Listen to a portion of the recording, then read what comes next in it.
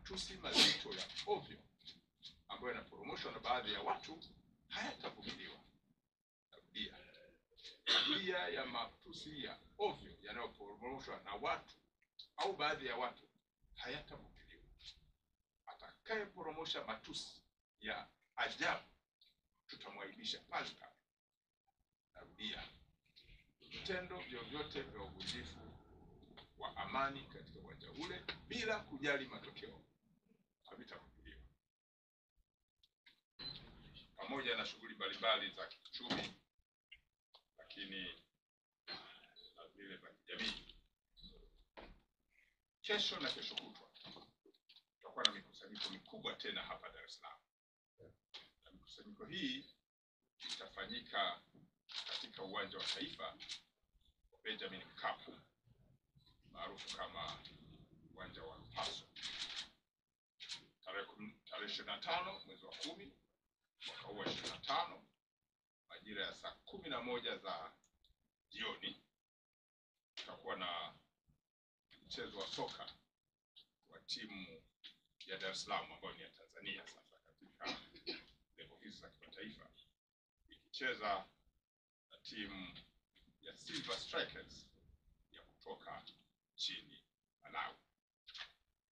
Mchezo huu umekusanya hisia tofauti kutoka kwa wapenzi wa soka kutokana na matokeo ya awali, na unatarajia kusanya watu wengi, hasa kutokana na jinsi uongozi wa Yanga ulivyoamua mchezo huu uwe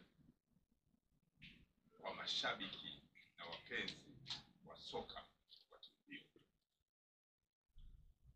Uwanja ule una uwezo wa kuchukua watu 60,000, lakini pia watu hawa wanatakiwa wakiwa mle ndani wawe salama, waingie wakiwa salama na watoto wakiwa salama, bila kujali matokeo ni ya namna gani.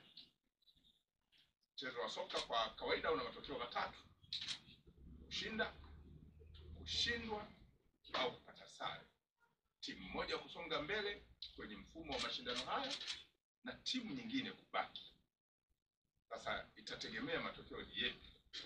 Sasa jukumu letu sisi, bila kujali aina ya matokeo, lazima watu walioingia kwenye uwanja ule waendelee kuwa katika mazingira ya usalama, wawe na furaha au na uchungu. Kwa jeshi la polisi linawatahadharisha mashabiki wa soka watakaohudhuria siku ya kesho kwamba mifumo ya kiusalama itaimarishwa kwa kiwango cha juu. Upekuzi utafanyika. Hakuna mtu mwenye silaha ya aina yoyote, kwa tafsiri ya kisheria silaha ya aina yoyote, watu wakisema silaha wanafikiri ni bunduki, kitu chochote ambacho kinaweza kuleta madhara kwa binadamu katika sura ya kujeruhi au kusababisha mazingira ya kiusalama kuharibika hakitaruhusiwa. Kwa hiyo upekuzi utakuwa wa hali ya juu. Ni askari wachache au watu wenye mamlaka ya kiusalama wachache watakaoruhusiwa kuwa katika mazingira ya vyombo ambavyo vitasaidia kuimarisha usalama. Narudia, hakuna mtu yoyote asiye na mamlaka ya kisheria atakayeruhusiwa kuingia na kitu chochote ambacho kitatoa tafsiri ya kisheria kwamba ni silaha.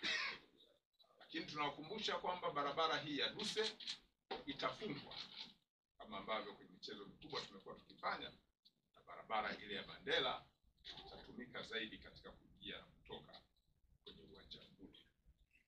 Tunawakumbusha mashabiki wa soka kuwa wastaarabu katika lugha wanazozitumia wakiwa kwenye uwanja ule.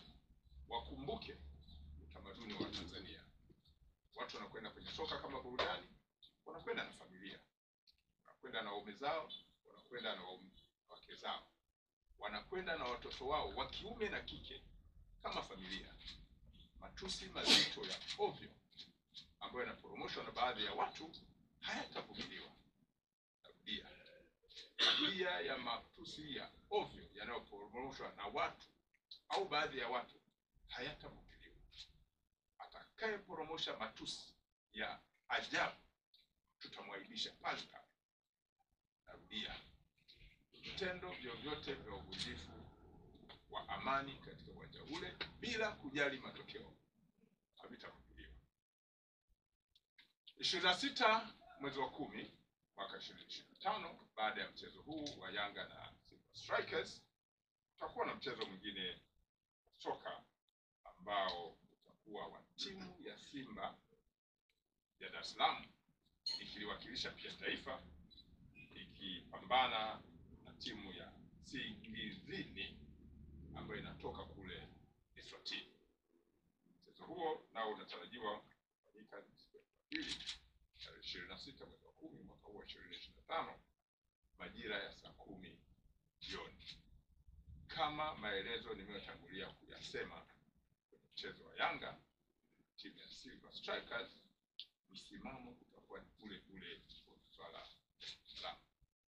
Mashabiki wa soka wanaruhusiwa, wanaalikwa kwenda kwenye mchezo huo, lakini wazingatie mambo ya msingi ambayo yanahusisha kanuni za soka katika mashirikisho ya soka ya bara la Afrika, lakini yale